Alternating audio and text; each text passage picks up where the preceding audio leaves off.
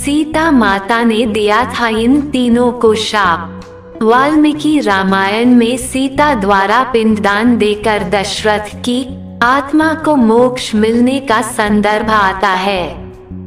वनवास के दौरान भगवान राम, लक्ष्मण और सीता पितृपक्ष के दौरान श्राद्ध करने के लिए गया धाम पहुँचे। वहां श्राद्ध कर्म के लिए आवश्यक सामग्री जुटाने हेतु राम और लक्ष्मण नगर की ओर चल दिए। उधर दोपहर हो गई थी।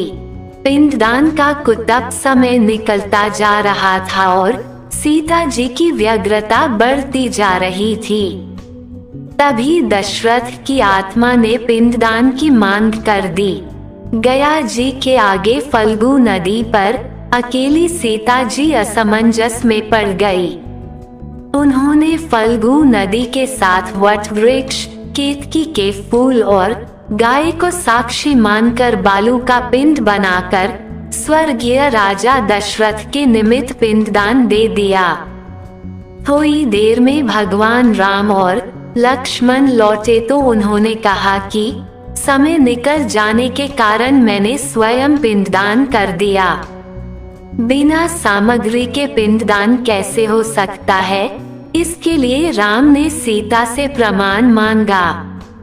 तब सीता जी ने कहा कि यह फल्गु नदी की रेत, केतकी के फूल, गाय और वट वृक्ष मेरे द्वारा किए गए श्राद्ध कर्म की गवाही दे सकते हैं। लेकिन फल्गु नदी, गाय और केतकी के फूल तीनों इस बात से मुकर गए।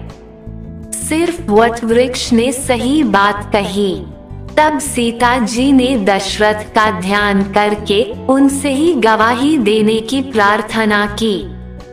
दशरथ जी ने सीता जी की प्रार्थना स्वीकार कर घोषणा की कि इन वक्त पर सीता ने ही मुझे पिंडदान दिया। इस पर राम आश्वस्त हुए, लेकिन तीनों गवाहों द्वारा झूठ बोलने पर सीता जी ने उनको क्रोधित होकर श्राप दिया कि फल्गु नदी जा, तू सिर्फ नाम की नदी रहेगी, तुझ में पानी नहीं रहेगा। इस कारण फल्गु नदी आज भी गया में सूखी रहती है। गाय को श्राप दिया कि तू पूज्य होकर भी लोगों का जूठा खाएगी, और केतकी के फूल को श्राप दिया कि तुझे पूजा में कभी नहीं चढ़ाया जाएगा।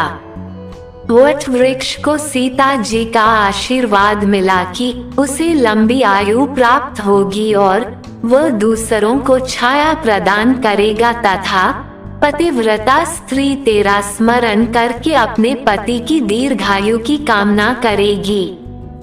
यही कारण है कि गाय को आज भी जूठा खाना पड़ता है।